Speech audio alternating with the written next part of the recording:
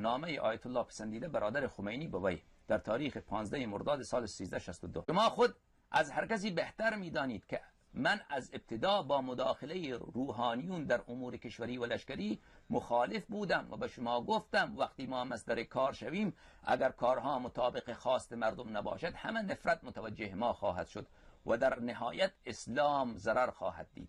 آیا امروز نتیجه جز این حاصل شده است؟